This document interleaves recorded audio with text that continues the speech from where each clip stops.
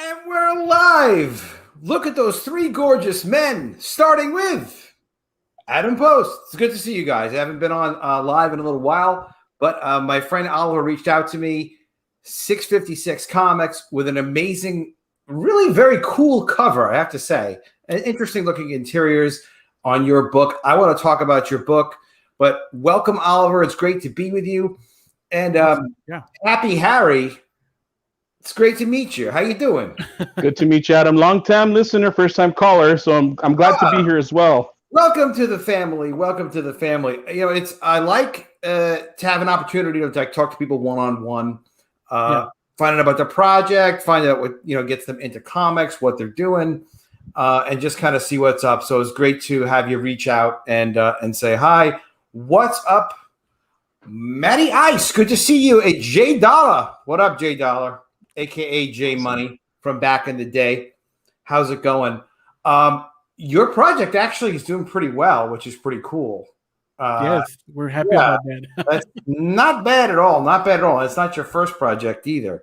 Yeah, our first project was Under the Border, Escape or Die. We talked to you about it. Remember? The zombie project. Yeah, our zombie book. That was we reached around $5,000, I think. Mm-hmm. A little bit more. I think it was like 6. No, it was more or less okay. That was our first project, our first foray into crowdfunding over here in the States. So I think I'd say it's a success, no, Ray? I mean, it was. Yeah, for first timers, I think. Yeah, it doesn't. This is the thing too. It's like we can't be too Yeah. All right. On publishing, on crowdfunding, you keep your promises. You build your platform. The platform's so important. People get to know you. Excuse me, one moment. It's Trevor Nelson. What up, Trevor? Delivering the mail every day. Oh, right. Yo, delivering the mail every day. Here it comes from the postman. Yeah, that's fun. That's fun. I like that, Trev. Yeah, I got to get Trevor back on. Trevor is good people. I don't want to tell you too much about Trevor, but there's details. There's stuff we talked about on Wayncast from back in the day. He's a really good guy, and he's done a lot for everybody. Let's just put it that way. It's a long story. Okay, So, yeah, delivering the mail. Thank you for that extra bonus, Trevor Nielsen. Look, I like to just try to make this point is like we all want to have big numbers. We all want to sell, $100,000 campaign. We want to compete with the great Ethan Van Sciver and beat $1 million campaign. We want that. We want those high numbers, but we're not doing this to just make one book. Some people might be, but if you're like me, it's like you start making comics. You love them. You want to make more, right? Exactly. So the whole point is like, of course, your first book isn't going to be your biggest book. Of course it's not going to be. Hopefully your third book, is bigger than your second. But if the subject matter is different, like the Mermaids, sometimes it doesn't hit people the same way as zombies. And if it doesn't, it's cool. It's cool. Even with comics, when you're publishing like monthly comics, book number 1 comes out, and then number 2 usually sells less than number 1 because people haven't seen number 1 yet. So you can get a vibe going, you can build. And I was gonna say, sorry to interrupt you, but it's over here. It's kind of different, no? The first one doesn't make that much money. The second one does. And crowdfunding campaigns, I've seen that lately. Yeah, some projects, but. It's not for everyone, but we're growing, man. We're growing. Yeah.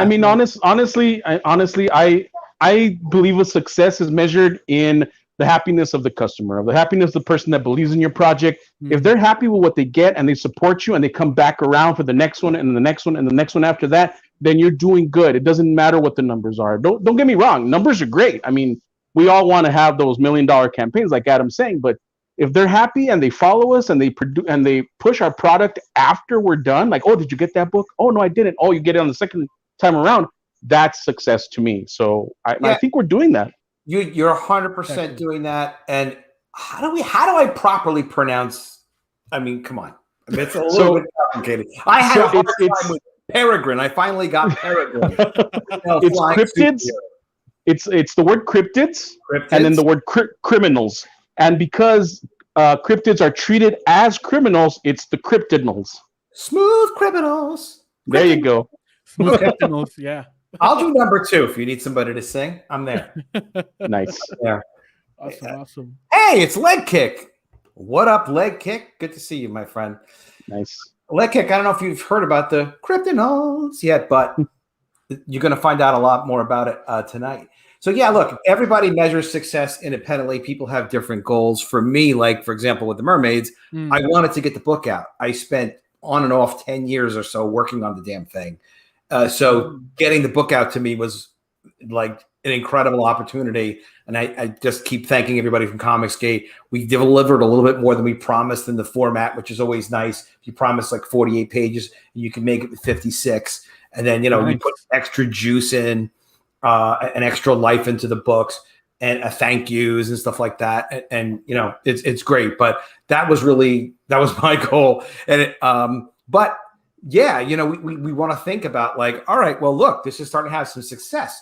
Do we want to make this into like some kind of a full-time gig, some kind of career or something like that? So let's talk about that, but let's also talk about the Cryptidnals. What is this book about? I'm loving that. Well, the Cryptidnals is a brainchild of mine and Dario Rodriguez, the artist.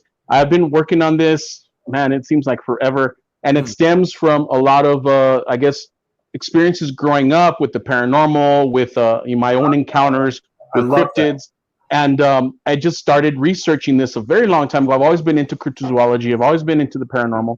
And finally, I decided to make a cryptid book. Now, the thing is, most of the cryptid books out there are very tongue-in-cheek. They're funny, and the horror is downplayed. Oh, yeah, Bigfoot's, saving the day. Oh, the Jersey Devil looks funny, whatever. I didn't want that. I wanted disturbing horror. I wanted these monsters to actually, like instigate fear or in the reader, to inject that dose of like disturbing type of horror, like Lovecraft, like Poe, stuff like that, and stuff that stays with you even after you're done reading the book or reading the story or witnessing the movie. And that's where the Cryptidnals are different from other cryptid books. It's more, disturbing horror. It's not slasher type horror. It's like, wow, what did I just read, or why is this like this? And this disturbing images as well. I wanted to capture the essence of like Gustave Doré and Junji Ito and stuff like that. Stuff that really kind of messes with your mind, and it's horrific to witness. But at the same time, I'm a big fan of the X-Men back in the 80s. The Claremont run, when X-Men was good. And I always wanted to do a team book like that. And so the team aspect of the Cryptidnals is it's already there. And I take a lot of cryptids, a lot of famous and a lot of infamous, and I put them together onto this team that is trying to prevent the destruction of this reality by tulpas. So cryptids are nature's own creation. They're monsters that we grew up with. Let me say you guys are really interesting. So, and let me just take it a step back because I think I know, but I probably should know. I don't completely know. No worries. What the hell's a cryptid? So a cryptid is an animal that has not been proven to exist by science, but there's been eyewitnesses. There's been some sort of proof, like Bigfoot or the Loch Ness Monster or the Jersey Devil, like I mentioned earlier. Mermaids, exactly. You know about that. Yeah. And also like, and then there's other urban myths and urban cryptids that we're into, like this one right there, La Llorona. La Llorona is a character that's been very infamous in Latin American culture, and especially around the border and in California. It's this legend of this woman that drowned her children to be with another man, and she was cursed to wander the earth for all time, kind of like a banshee. Okay. And because of what she did, she's cursed to look for more children. But she's always been played up as this villain in our culture, in Mexican culture, in Hispanic, Latin American culture. And I always thought that she got a bum rap. So in the book, we took her character, her origin, we fleshed it out a little bit more and gave it a twist. And we actually made her a hero. She's on a redemption run. She's trying to, do better from what occurred to her. And there's a reason for what happened to her. There's a reason why. It's kind of messed up, but there's a reason why she murdered her children. There's a reason why now she's seeking redemption, and that's never been done before in any sort of media. La Llorona, and there was actually a movie that came out a few years ago of La Llorona, and she was like this, boogeyman type monster that kidnaps children and murders them and all this other stuff. So we took that idea and we ran with it and tried to give it a twist, give it a spin, along with a bunch of other cryptids that we find in Hispanic culture and across the nation as well. It's not limited to just our culture. It's a bunch of different variety of cryptids that come out in the book. We tried to cram as many cryptids in this book as possible. Interesting. Okay, so how many pages is this book? Well, it sounds like you got a lot of cryptids in there. Yeah, we promised. We said 132 or 34, Ray? Wow, 35, 135. But it's a weird number. It's gonna be more than that. Yeah. It's these writers, Adam. I mean, they like to write a lot. Yeah. Well, it's hard, and it's hard to kind of like say what you want to say and kind of compress it all, and then there's always more that you want to put in. So it does get rough. Originally, we were pitching this to Alterna. We were pitching it to Peter, and when that happened, it was supposed to be a monthly book. It was supposed to be maybe 4 or 5 issues, and I already had the idea what was going to happen in the book, and I brought Dario on. It's a really interesting story as far as that's concerned, because we originally had the book in color. It was a very different art style, same artist, but different art style. And when we sent it to Peter, something happened and it got lost in the ether, that is the internet, and he never received it.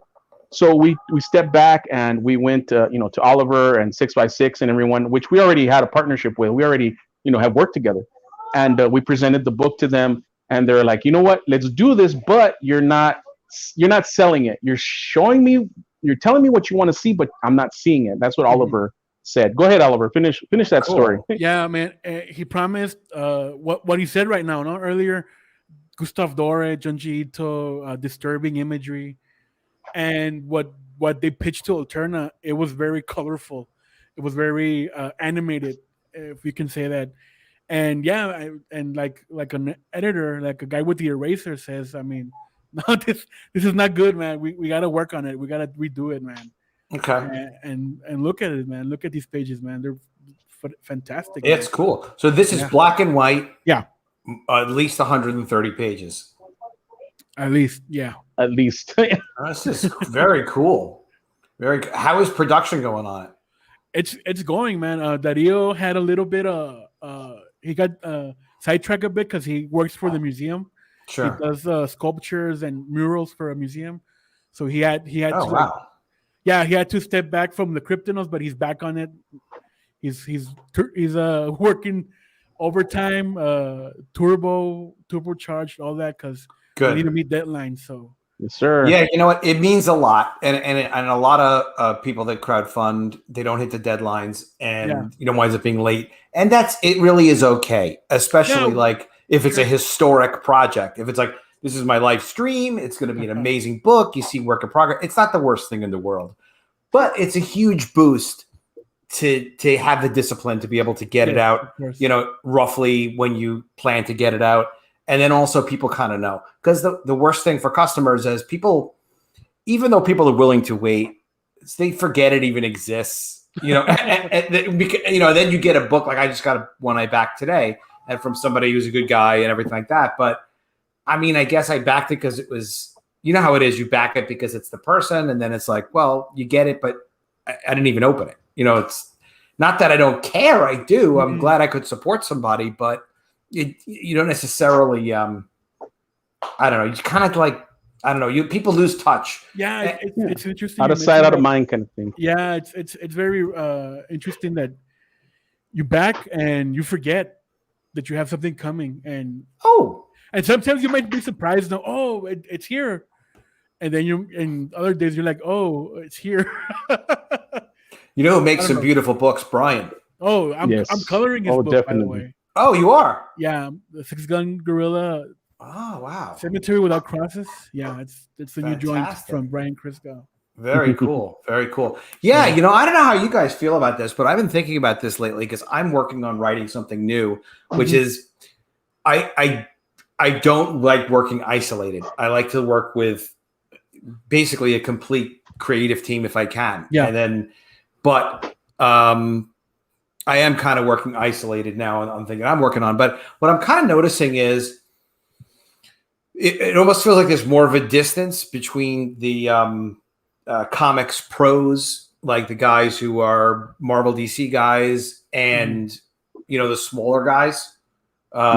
So and Michael Bancroft, Michael Bancroft was contacting me to be on my show like a year ago, but like before he built his own show and built his own platform and stuff.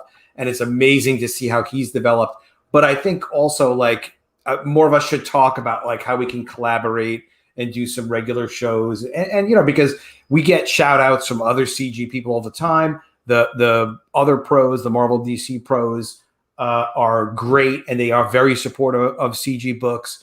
But at the same time, it's like John Malin has always said, it's like we do have to build our own platforms. We do have to have people that want to buy, my books because it's Adam's book and they know what my rep is. But people can help each other build platforms, but everyone should have their own, but we should also try to figure out how to collaborate more to build up each other's, because everybody's got it makes sense for people to kind of be in their own groups.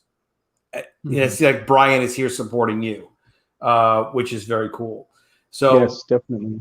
As much as we can. So maybe we'll have like a show or a couple of shows even talking about some of those ideas and see if we can come up together, because there's stuff we could do. You guys are also as kind of another interesting, by the way, are you guys both in Mexico? Ray is in El Paso, Texas. I'm in Juarez. Okay. Yeah. I could throw a rock and hit Mexico. That's how close we are to the border. Yeah. But yeah, I'm in El Paso. These guys are in Juarez. And we collaborate. We haven't seen each other in a while because of the pandemic. But we're constantly texting each other, constantly talking to each other. We're on our own streams. We have our own platform as well, to produce our own shows. And that's how we stay incommunicado. And also, we just constantly just immersed in comic books, and we love the medium. I have the passion for it. I love it. I think I was listening to Liefeld's stream the other day, and he called it a curse. The curse, and it's real. We are cursed. We need to have comics in our lives at all time and within hands reach, arm's length. I have comics like everywhere in the house. My lady kind of hates it, but it has to keep me satiated to a point. So they used to say that about publishing too. Like you get bit by the publishing bug. I mean, that's old. That's old talk. I don't know if people talk that way anymore. But it's like once you kind of get into it, it ruins your life because you're like, all right, well, I guess I'll just ignore everything else and just work on this publishing thing, because it's so fascinating to create the comic idea, to then get involved in the business part, but then to be collaborating with other people. Like to me, the collaboration is the most amazing thing, because you get basically all this complementary stuff, so like a letterer has a great idea for something and that adds a lot of value. A colorist has a great idea. The penciler comes up with a character design aspect that you didn't even think of, but on an independent basis, like the letterer is great, but what the hell is he needs something to letter to even make a contribution if he's just lettering. But same with a, you can have a beautiful looking book, but if the writing is not well done, well, then it's disappointing in some way, even if you get a couple of wows when you're flipping through the thing. So it's just kind of an amazing thing where we can kind of come up with a blank slate and then just produce something, fantastic. This is a really interesting looking project. So the Cryptidnals, it is a team book. Yes, it is a team book. It's a little bit downplayed. It's kind of organic as far as it being a team book. And they're facing off against the new breed of monsters that are on the scene, which are stemming from the internet, which are tulpas. An example of a tulpa is the Rake, or the Slender Man. I use that in quotations because I really never enjoyed the story for the Slender Man. Black-eyed kids, stuff that has been appearing in the past 20 to 30 years, stemming from the internet. And now Slender Man doesn't count as a cryptid? No, it counts as a tulpa, and I'll tell you why. Because the Slender Man is an idea that people had that that manifested itself into real life, and that's what a tulpa is, a sentient thought. In other words, it comes from Hinduism. and the mysticism of that. So if you can believe in something, and if enough people believe in it, it becomes reality. And that's what happened with the Slender Man. Kids have murdered each other because they believe in this thing.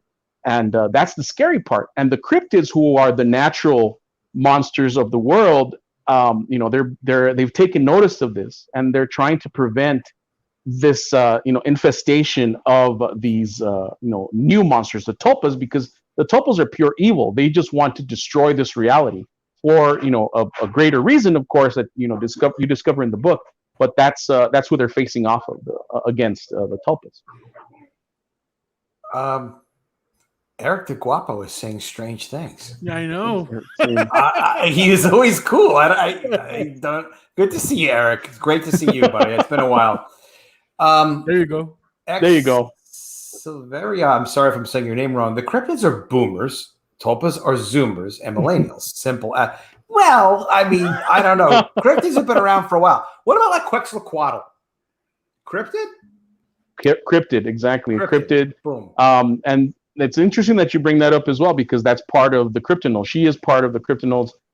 It's a reincarnation of Quetzalcoatl in a 17-year-old girl. And she doesn't know that she's Quetzalcoatl until she meets the Cryptidnals. She's kind of like, I guess you could say, the Kitty Pryde of the Cryptidnals. Wow. That's interesting, yeah. Who now, did you write this? Well, what you got? Oscar, you're like the Stan Lee here. You're the letterer. Yeah. Where's the letterer? Yeah, Oscar. No, Oliver is kind of like the editor here. I'm the guy who wrangles everybody to get to work. But okay. I also illustrate, color, letter, sometimes writer. Oliver designed the whole look of the campaign right here on the page. Too. Oliver, you ought to send me, if you have a deviant art or some kind of example of your work. I'd love to see a link to it. I know you're a great colorist because Brian takes his work incredibly seriously, which is fantastic. Oh, cool. He produces such high quality stuff. Six Gun Gorilla. So obviously you're a fantastic colorist. But it'd be very interesting to see. Is there a lot of like incredible Mexican talent that the world doesn't know about? Oh yeah, there's a ton. Okay, we have most of them in our studio. Yeah, you guys have a studio? Well, yeah, we have artists, we have writers, graphic designers. Yeah, Eric muy guapo grande says, I know. I was just talking about Guapo before the show. Quetzalcoatl is in it too, Eric says. I love how you guys are pulling old gods into this. Okay, into this too. Yeah. Oh, just wait, man. Like you don't even know. You got Mothman? We got the Mothman in there also, or Mothmen. Adam, when we were live, we had 2 variant covers, and one of them featured the Mothman. I should show it to you. Mothman's cool. Mothman's cool people. I can tell that you were an X-Men fan at some point in time, right, Adam? Oh, absolutely. Like Wolverine was one of my favorite characters, but John Byrne's X-Men too. Do you remember issue 251? I do not. No? Okay. So that issue has always stayed with me. That is probably my most favorite cover of all time from X-Men. It was the issue where Wolverine is crucified on the X. He had it coming to him probably. And we did a homage cover. We had that as a variant cover by an up-and-coming artist named Raymond Gay. He's drawn a lot of turtle covers for IDW, and he lives in El Paso. And I managed to convince him to draw a homage cover for him, and this is the cover. Wow. Who drew this? Raymond Gay. His name is Raymond Gay. And he did that X-Men cover.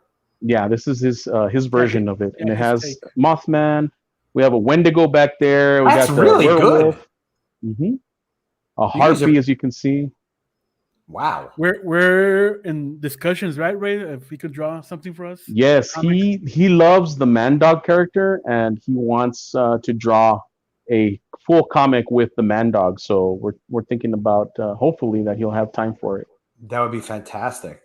Eric has got more questions and things to say. Do you have a push in the book? I don't know what that is. No, we do not have a Pook, but there is another god that's in the book that's very, very scary. So what's up? Violet. Okay. I didn't know what that even was, but he's a damn good artist. This guy, very impressive. Yeah. Beautiful work. Beautiful. We had another cover as well, and this is by Aurelio Mazzara. He is a Marvel artist. He was drawing a lot of kids' books and a lot of trading cards for Marvel. And nice. He's a good friend of mine, and he also did a variant cover. And this is we have Spring Heel Jack and La Llorona, and then we have El Ñango, which is our version of the Slender Man, in the back. It's kind of like that wizard cover where they had the White Queen and Jean Grey, kind of like that. Cool. By Adam Hughes. Mm-hmm. What a great. We just sold the original cover, by the way, a few days. Yeah, ago. we just sold the original page for this. Oh, fantastic! Yeah. So you're thinking of a sequel of this for your next campaign? Well, it's in the works. So we got. Okay. I mean, this is a very put together story. It ends, and you're very satisfied. Of course, you're going to want more, but you're satisfied. And we do leave ourselves some wiggle room at the end to do a continuation. Cool. And also spin-offs, because a lot of people want to see like the Man Dog, they want to see La Llorona in their own book, Spring Heel Jack, stuff like that. So we got a bunch of them.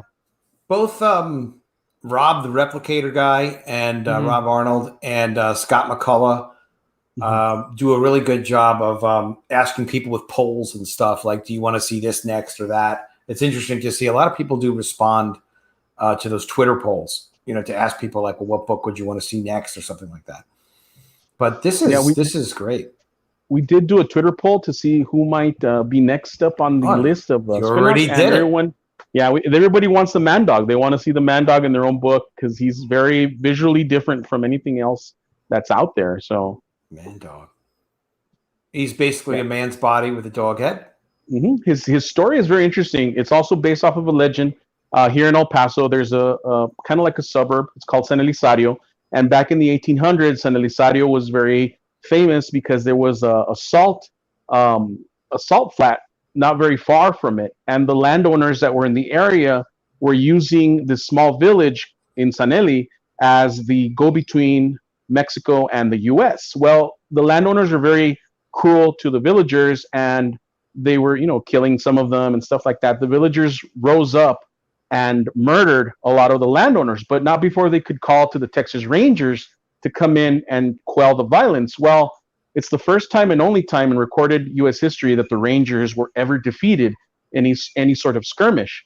The villagers killed all the Rangers. They cut them up into pieces and they threw them down a well, except for one.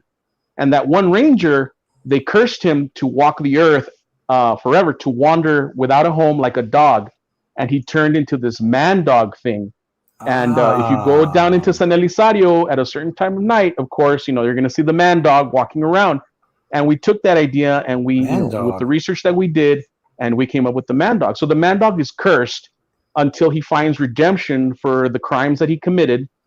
He has 2 spectral pistols, and each time he uses one of the bullets from the pistol, he can destroy anything that's paranormal. But it renders him human for an hour per each bullet. Now, if he dies as a human during that time, he's damned to hell for all eternity, and he will never find redemption. So that's his curse right there. Pretty interesting. And of course, Shadowhawk says, hi, good to see you, Shadowhawk. What's up, Shadowhawk? A great supporter of campaign. He's a great guy. Very interesting. Yeah, I can see why people would like Man Dog. Yeah, he's kind of like the Wolverine of the group. We put him through the ringer like really, really badly. Poor guy, man. That last issue, it's just like cruel. It's cruel and grueling to watch, to follow the story because of all the stuff we do to him. Hey, you're still in demand. Yes. And you just have this one perk? We had a lot of perks open during the campaign, but once we went into demand, we closed. We took them off. Keep it simple. Yeah. But actually, I mean, if you buy the book, you're gonna get all the stretch goals with your purchase.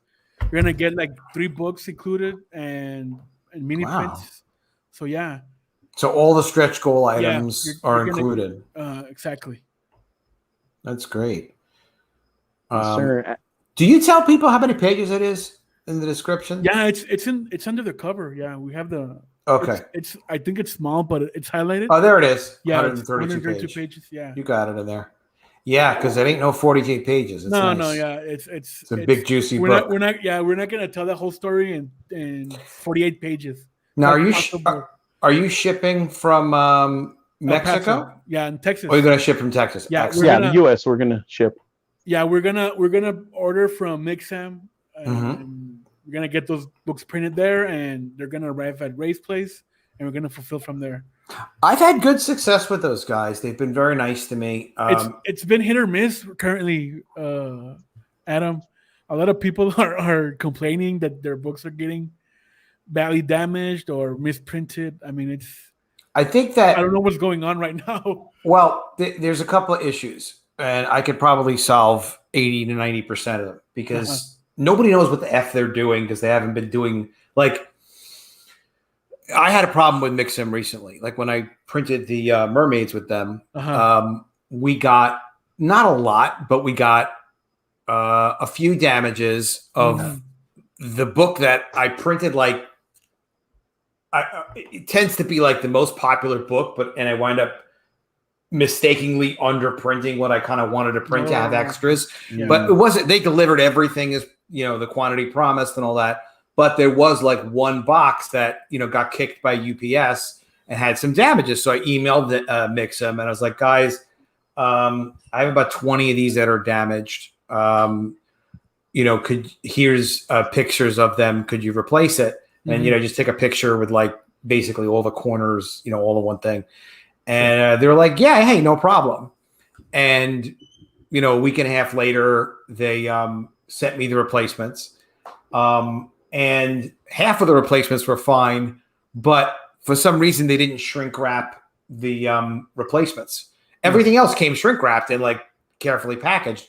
This was like packed with paper, but they weren't shrink wrapped. So as a result, there were damages even in the replacements. And it's kind of like, well, this is enough copies for me anyway. I wasn't even expecting, in printing, you expect when you buy printing to get a certain percent damages, up to 5% is actually some normal, but not necessarily with digital. Like you have to communicate a lot with the guys that you're working with, so they understand. So when I emailed them about the damages for the replacements of the damages, which is normal, it was nice of them to send them, and I didn't ask them for extras, but I was like, just as a suggestion, you guys probably should make sure that everything gets shrink wrapped when you send it out. Just if you're able to shrink wrap anyway, because back in the day, we're buying offset printing in boxes and stuff. It is not coming shrink wrapped. This is just like a new thing that printers are shrink wrapping stuff. I mean, new, like not last week, but the last couple of years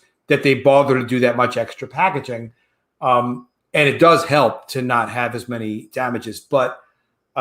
They were like, okay, yeah, we'll add that to your account. And it's like, well, don't add that to my, add it to everybody's account because nobody wants to get damaged books. Shouldn't the printer overprint too? I mean, just to like cover damages? It depends. First of all, it depends on its offset versus digital. Yeah. If it's printing digital, every copy is expensive. Yes, every copy is precious to us as the publisher, and it's precious to Shadowhawk, that's great. Thank you for supporting. Awesome, man. Thanks. Just awesome. Back. Thank you so much. Shadowhawk rocks. So yeah, what you do with any vendor, when they're doing an offset, sometimes you get extras and some percentage is damaged, and then you could run away with offset is a quantity usually over 400. They're printing more copies, maybe an extra 2%, 5% at no charge. Yeah. What up, El Gargoyle? Good to see you. But this is something to ask people up front and get. And also, by the way, like their assistant Caitlin was telling me, we handle a replacement. She's like, oh, well, I'll add it to your order to make sure it's always shrink wrapped. It's funny, but it's like, unless a conversation is had up front about almost literally everything, things get misunderstood or it's not routine, and then it just doesn't get done right. There's another problem with Mixum fundamentally, which is an opportunity, but it's also a problem, which is they print at multiple plants. Yeah. So they may have one plant in Canada. I think I printed again in Canada, and they're on their game and they're doing their thing, and it's all fantastic. But they could also subcontract it to somebody in Baltimore, Maryland. And the guy in Maryland may have different protocols and standards and equipment than the guy in Canada, which of course they do. They really should select for comics, trades, whatever, especially within a certain print run. They really should select this is the printer, and they go through with the printer every possible protocol and have an understanding and just say okay, listen, anything that comes in to do comics, we're only going to do that in Canada. We're only going to do, and that would mean the lead time might be longer. Sometimes it might mean that you have to wait 3.5 weeks instead of 2 weeks, but you get the consistent quality that you want to get every time. You should go work for Mixum. I've talked to Darren, who's one of their owners or VPs or something like that. Not about working with them, but just about being helping. And actually, they're very nice. They've been very nice to me, and I asked them to create a discount code that I could give to people because they gave me a discount just for being me. They did create something that's a 5% discount, but it doesn't work. It's hard to.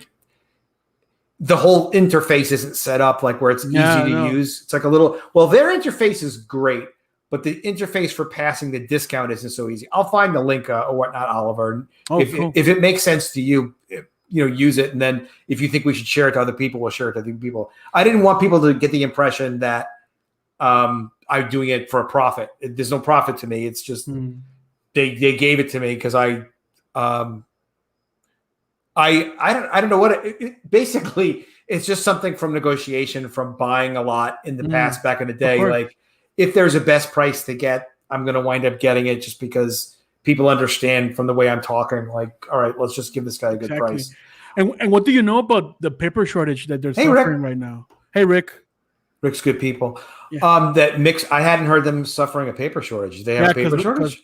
Currently there's because why the fuck do they have a paper shortage? I don't know, man. I mean, when you order a book, you had your options, right? 50, 60, 70, 80 pound paper. Only 80 is available. And only 80 pound paper is available for printing now? Yeah. Well, that last time I checked and I emailed them, hey, when are you gonna get more paper or what's going on here? No, we're currently suffering a paper shortage, blah, blah, blah. These printers only accept this kind of paper and they're running out. And there's the supply chain for everything in the world is absolutely destroyed. Oh, yeah. So I can understand if they have a problem with certain things, but that's a little outrageous. So I don't know. I'm learning. I'm hearing things I didn't know. I mean, that's a bit nuts. And see, this is the thing is something like that is exactly what we were just talking about a minute ago, which is we have a paper shortage. We have different plants that have access to different paper stocks. So generally speaking, we can't say that every plant has every stock, except for 80 pound. Every plant does have 80 pound. So what we'll do is we'll restrict so that you can only get 80 pound because we know that's something everybody has. And then it gives us the flexibility to send the job where we want. It's wait a minute. That's not actually good. Just pick the plant that has access to all of the papers that people made plans based on and promised in their, projects to people, and just segregate that out to just that plant. It's too much to go ahead and what they're doing where it's we could ship it from Australia. We could ship it from here. It's and speaking of Australia, Bancroft had the worst experience with Mixum Australia printing his stuff. That's right. Yeah, a lot of color mismatches, damages. Jesus Christ. Different paper stock. I mean, did he have I printed our book. We published a book with this printer, and this happened to us once. Where you get printers that do shifty things every now and then with paper because printers can buy paper at a discount sometimes if it's an odd lot of paper. There's a paper inventory. They have extra paper, and like they really don't have, or they have extra paper left over from another big job, so that are like closeout deals that printers can have access to. And they can save a lot of money because paper is a big expense for them. But I did have a book that we printed, Scavengers. Actually, it was our first book from my the ongoing science fiction color universe we did, Triumphant Comics, back in the day. And it was printed on 2 paper stocks. And I was like, whoa. Like one was like a matte and one was a gloss. And I was like, I was pissed at these guys. I was like, I imagine. What are you doing? You can't. Sometimes the printers don't understand. Like, and this happened to Richard Meyer. Not that didn't happen to him, but one of his fulfillment companies was like slapping the books together when they were shipping out. It's like they don't understand. It's like, listen, this is a $25 product. It's not a freaking catalog. It's not a brochure. This is someone's collectible. Like they think it's going to go up in value or whatever. It's got to be absolute perfect condition. Like with Mixam, like I don't know if you could see that this is you can't really. Well, maybe this is one of the damages in like in the corner. It's the most it's a very light damage. If it was a book on a shelf in a bookstore, people would be like, "It's a book. What do you want?" It's like that's not a big deal. Even in comic stores, some of the books come damaged. A little bit, but it's like, no. No one can get a fractionally damaged book ever.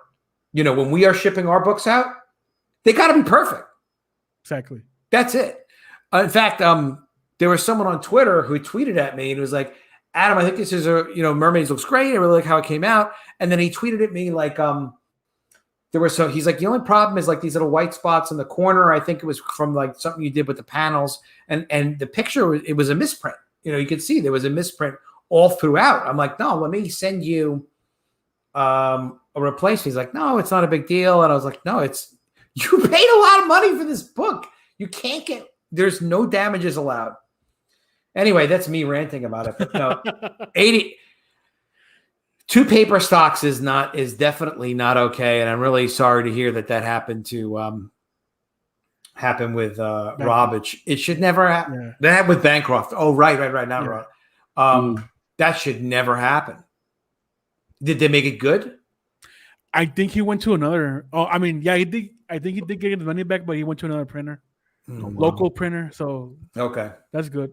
Yeah, if you have a local printer where you can stand over it. And it's hard to replace that. We were gonna do that with Cryptidnals, but the only problem is crossing it, importing it. Yeah, HO in Mexico is okay, but tariffs at the border. Yeah. What were the tariffs like? No, we had an issue with that a few years ago. Yeah. Go ahead, Oliver, because that's your story. I don't want to talk about that. That's a sad story. But that's why it's so good. You have to talk about it. It's very expensive. I mean.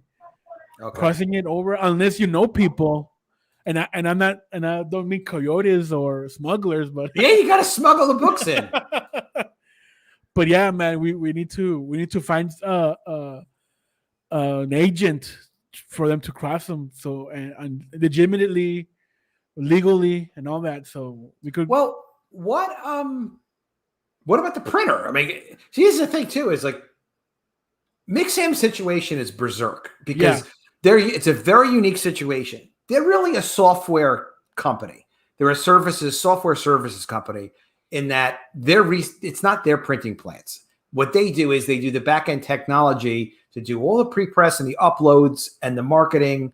And basically, they upload the file. We upload the files to their server. They check the files, and then they send the file to their printer. And then their printer is like, oh my God, we just got a job. We didn't even have to do anything. So they get a really, they get a good price for themselves, and then they make money, as a software as a service plus customer service, which is kind of fascinating. But normally printers don't work that way. So if you have a printer that's a publication printer, they print books and stuff like that. This is a great story. But if they print books, like they ship them places, so they should have those relationships. I'm sure you asked the printer, but you could ask them. KFC smuggling. Yeah, did you hear about the KFC smuggling in New Zealand?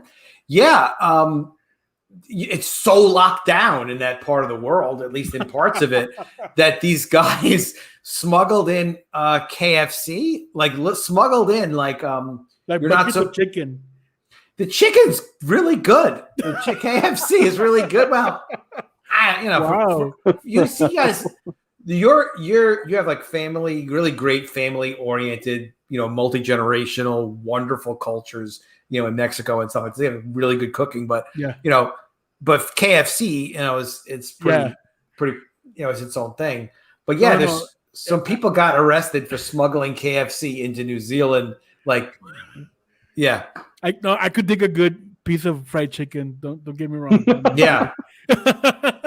Dude, I still trip out to this day that you guys don't have pies like in Mexico. Yeah, we got other pastries, but not pies. So, pumpkin pie, that's crazy. It's very American pies, very Americanized. That is really funny. Yeah, the KFC smuggling is a good. It's a crazy freaking. It's good chicken, man. Can't blame them. So, Oliver, do you do comics work outside of Comicsgate and crowdfunding? I used to. I did work for IDW on a couple of projects. James O'Barr contacted me to color his. Oh wow! His the Crow series that he had that they licensed IDW licensed to do. So yeah, that was really cool. I also colored Rotten Ruin. That's a zombie comic. Me and zombies. We can't get away. Yeah. I also colored Walking Dead variant cover that O'Barr did for Wizard World. I don't know which con was it, but it was an exclusive variant cover there. Mm-hmm. And yeah, now I also get hired from institutes or businesses to work on pamphlets, comic book pamphlets, stuff like that. Wow. Are you fast at coloring? At coloring, pretty much. Drawing, I used to be fast, but now I take my time because my OCD just kicks in when I'm older. What do you think? Yeah, I know the feeling. Yeah. It's like younger people are like, we got to bang this out. We got to get rich. And you and me are looking at stuff and we're like, well, I don't know. It's got to be great. What do you mean it's got to be great? It's like, well, when you're not 30 years old anymore, you look at this stuff. This could be the last thing I ever do. Oh man, this could be the last. No, it's not that. It's just sort of like you do get a sense of scope when you're a little bit older, and you're like, there's people that are using me as an example, for one thing. And then another thing is did you do this coloring on the Cryptidnals cover? It's amazing. Oh, that's another colorist in the group, Red Garcia. Mm-hmm. But yeah, he's very picky about projects and very he's actually doing movies. He's I think what's it called, a cinematographer? He establishes shots and camera angles. So that's his main gig, but yeah, coloring is his side gig. So he helped me with this one. Okay, is that part of the 656 crew? Yeah, he's part of the 656 crew. Actually, we have a comic book coming up. I think it's gonna be the fourth project we're gonna crowdfund. That he did all the colors. It's it's a colored comic book. No more black and white from us. Okay. And I helped write with my younger brother. So yeah, that project's coming up. That's really cool. Yeah, I got Red to color this because we wanted a specific look to it, kind of like a horror novel. It looks like a horror. It looks like a great horror novel cover. It could be a movie. It's a beautiful piece. Gargoyle. There's a ton of KFCs over here, man. Cool. Around me, yeah, a ton, man. No Pollo Locos though. Oh, Pollo Locos. Locos. Dude, everyone roasted what's it called? That's not a real chain, right? That was from Breaking chicken. Bad. If you want grilled chicken, you go to Pollo Loco. Yeah.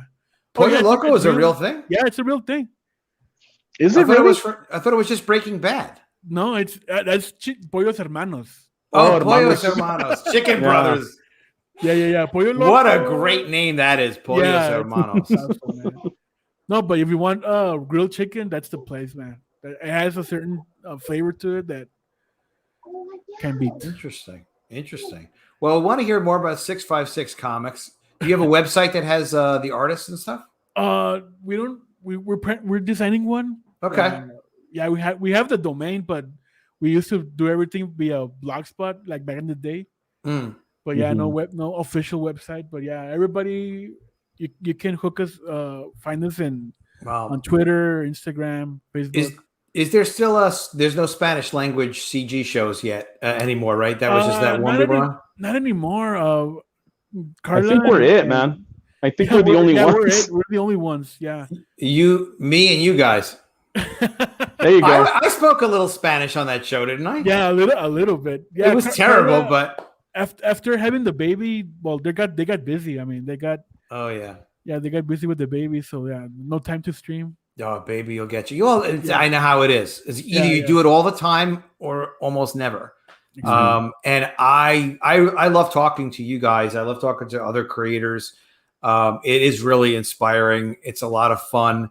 You learn and you meet people. Like, part of what I'm doing now is doing. I'm very, very focused, like too focused on character designs for this one thing that I'm working on, and it's sort of like.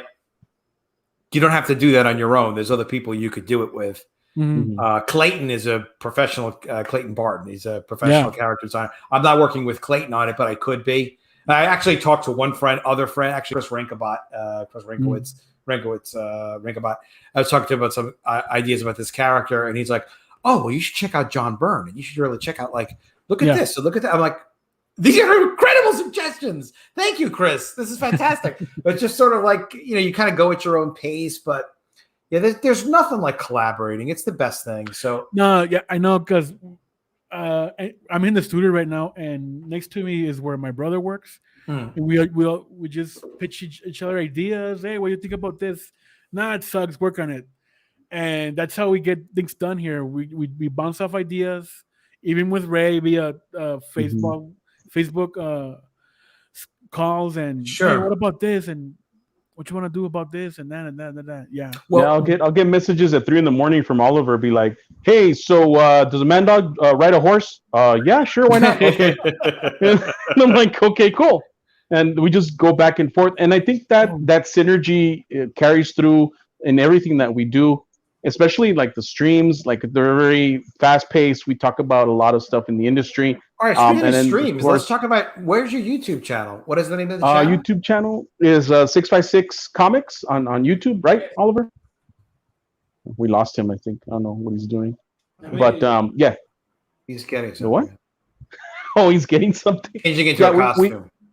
We usually have ours on Wednesday night, which is tonight. Later on, we're going to have a stream. And on Sundays, we have one called Domingazos, which is the one in Spanish. Usually, since they make fun of me speaking Spanish, it turns into like a Spanglish type show. This is why I asked if Mandog rides a horse. There you go. Where we have this perk. That could be Mandog. Yeah, that we did Polaroids of some of the cryptids. So these are perks that people are going to be receiving. Like from the people who backed the first month. So yeah, we have. Show the Quetzalcoatl one because he was asking sure, about yeah. that Let me show that one. Here it is. Wow, that's cool. These are all Polaroids or moments that are captured on film. Kind of like when you get those Bigfoot pictures that you're like, we can't really tell what's going on. That was part of one of the perks of the campaign. The idea behind this is kind of like how cryptids work in the real world. I mean, how people witness them. Yeah. Yeah, like, I got this picture of a drawing of a kid that saw him, kind of like that, no? Yeah. Oh, have a drawing of a picture of something. Yeah, it's like a little mysterious. Yeah. So that was the idea of it. It's very cool. You guys, it's a great project. And color is great, but black and white is great too. So don't give up on black and white. Some people really like it. Like at College of the Dead graduation day, we published it in color, but even I was on Raging Golden Eagle, and he was like, "You're gonna do that in black and white too?" I was like, "Well, we just did it in color. that was kind of like a big pain in the neck. We had to color the whole thing. It's the manga thing, no? I guess it is kind of like the manga thing. It's like, so we should, So we'll see. I might go back and maybe when we do the third one, the Call to Dead Spring Break. Maybe cool. That one. It's still going. Nice. We got into it. Oliver and I got into it about the color and the Cryptidnals because originally I wanted it to be full color because I've never done a full color book. And Oliver, being a colorist, he's like, "What you're selling me, I don't want to see in color. It won't work in color." And we argued for like a week back and forth. The colorist himself saying no color, and I was like, "No, we got to have it." And we went with his idea, and the book looks amazing. It's just it looks beautiful, and like different subjects you can have, different formats, and with me, why we did the 6-panel pages on some of these comics was to be able to be incredibly experimental with formats. And I was really making the comics for myself. I didn't know when or if we really would publish the College of the Dead or the Mermaids, but I wanted to get back into publishing. Actually, I haven't. I was thinking if those square panels, maybe the format, you should have reworked the format instead of doing it like a comic size. How about a more square, like a letter size? I don't know. I mean, maybe that. Yeah, they could. Well, that was the thing. Like, I get carried away. So yeah, and I get it that people, CG, everybody just wants comic books, the format. I think it's the perfect time that we should experiment on formats. On the way we present books and all that. There's a percentage of this that you want to make something really marketable. That like, all right, well, everyone's going to want to buy this, and then there's a percentage of it is like, well, listen, I'm not. You guys were talking about measuring success before.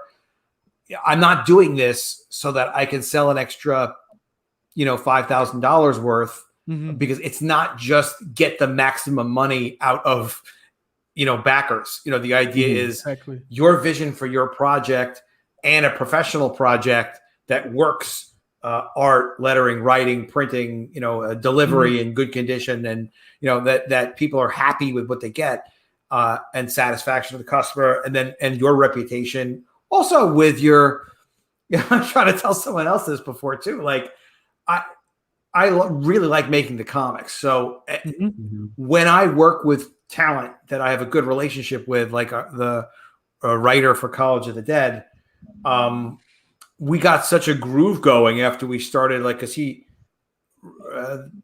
wrote it in two-part issues for each of the College of the Dead. So it's like, ultimately he wrote like four comics that we wound up publishing each as 2 comics.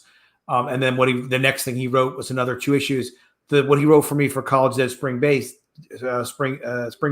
based on my story, was just, I love what he did. But you don't get to have a relationship with a creative team unless you have regular work that you're doing with people. So like, okay, well, I worked with this artist on this project. I know this guy. I know how he is, what he's good at, what he's not good at.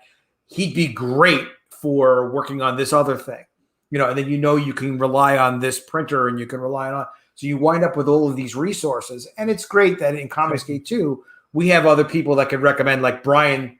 I don't even know if I've ever seen you color before, Oliver, but I know who Brian is. And I know if you're coloring for Brian, your work is is astronomically good.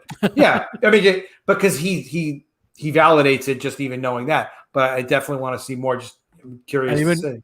I even colored for Cryptidnals. Literature Devil. So Lit Dev. Yeah. Oh, okay. I've seen a couple of those interiors. Bring up that the Mothman cover, man. That's your colors right there. Yeah. So I color that too. So let's show it off again. Showed off. Nothing wrong with showing off. Yeah, but we might offer this cover again. Yeah, you kind of have to. Yeah, we're gonna close out the campaign. Yeah, it's beautiful on Halloween night. Oh, scary! So yeah, we're gonna do some special, and we're gonna offer this again, like for 24 hours only. Yeah, 20, maybe even a variant of the color. By the way, if you wind up printing with Mixum for this, the covers, if they print variant covers, they should be done digitally. Oh, of course, yeah. And they should not be charging $700. They charge a friend of mine $700 for something. Go 150 maximum. Tell them Adam Post, I'll email with them if you want to, whatever. You could, Awesome. like, Adam said that you said that, like, that's fine. Do not mess. Yeah, you mentioned my name. People. Like, no way. Like, no. No, Because I was talking to one of their guys, and they're like, Yeah. "Oh, well, your print run is lower on Mermaids than College of the Dead," and they're very nice people. That's the other thing too, is everybody's like, if you don't get yes when you want something first, you kind of like, be like, well, wait a minute, are you sure there's really no way to do it? Because the print run on College of the Dead was lower, but it was higher than the Mermaids. So they're kind of like, well, we don't know if we can give you the same price for variant covers. And I was like, well, it's completely necessary because there's no way we can pay like a massive extra amount for printing. The book did not. First of all, I would never anyway, just out of principle. But so they were like, well, let's get back to you. And in a couple of days, they had a solution. Yeah, it's a gorgeous cover. But anyway, what I was going to suggest is if you're going to do a 24-hour thing, maybe you want to even do another color variant. The only problem is even another 100, the extra setup costs and stuff like that. No, I was actually thinking of a black and white, like a line art variant. But we decided just to offer the same one because people like this. Yeah, it's beautiful. People love this version. I mean, it's beautiful. Why fix something that's not broken? So yeah. There's no need to be tinkering around with 16 different covers. So it's gorgeous. It's great. Well, make sure I know when you're doing it, and I'll make sure we get a little like retweets or whatever. Sure, man. Extra push-a-roni out definitely. there. Beautiful, beautiful project. It's great to see you guys have an opportunity to make comics, to put great stuff out there, and just keep planning on doing more stuff. And it's fantastic to see. Everybody should back the Cryptidnals. The Cryptidnals. Yeah, that's an interesting name. It's an interesting name. You probably could get Cryptidnals.com. I don't know if you have it or not, but I never looked into it, but it is possible. I mean, we could do that to open something up for that. Worth thinking about. At least if someone searches for it, then they can find it. And it's funny because the way that the name came about, a buddy of mine, we're driving around one day and we're just pitching ideas, kind of like what Oliver does with his brother. We just pitch ideas back and forth to each other. And I came up with this idea. Originally, the Cryptidnals were going to be a bunch of cryptids that were hired by the government to steal artifacts. And they were criminals, they were supposed to be criminals. And that's, I know, exactly. So that's where the Cryptidnals came from. It's cryptids and criminals, the Cryptidnals. And it just evolved into what you see now. And I think it's a lot better now, I think. It's very cool. It's going to be a cool project. And you got a nice number of backers on it. And we picked up Shadowhawk tonight, which was good. Thank you so much for that, Shadowhawk. We appreciate it. I show off the Escape or Die books we did with Mixum. Mm-hmm. We actually fulfilled the Second Chance campaign a little while ago, right, Ray? Yeah, last week we sent them off, or rather, we sent them off this past Monday, so people should be receiving their books this week and into next week. And if you guys are watching this and you're getting Escape or Die, the Second Chance campaign, please let us know what you liked, what you disliked. We really want, commentary. We want critiques about what we can do to better our projects and better, everything that 656 Comics does as far as indie is concerned. So please let us know. Follow us on Facebook, Instagram, Twitter, and we also have a TikTok. We have Cryptid Talk, so help us out there. Cool. And 656 Comics on YouTube. Everybody subscribe to that. Subscribe to this channel if you haven't subscribed already. Shame on you. It would be a wonderful thing to do. Subscribe. Click the bell notifications. And guys, anything else we should know about the Cryptidnals? It's going to be closing out on Halloween night, so a little time left. All right, everybody get the words out. Even if you're not back in the campaign right now, sharing the campaign is always a huge help. And I usually take about 15 minutes to say goodnight, so I won't do that. But great to be on with you guys. Great to spend some time with you guys. Congratulations on the success and making books that you're really proud of. Thank you for finally having us on, Adam. I mean, we asked you when we were promoting Undead Borders, but was I streaming or whatever? I mean, I don't know if I wasn't even streaming then. Great to have you guys. You asked me the other day, and I was like, let's do it. Let's hit it. Glad we could do it, and I hope we get to work together on some stuff too. Sure. All right, guys. Everybody have a great night. I will see you again soon. And as I like to say, if I don't see you, I will miss you. Good night, everybody. Adios.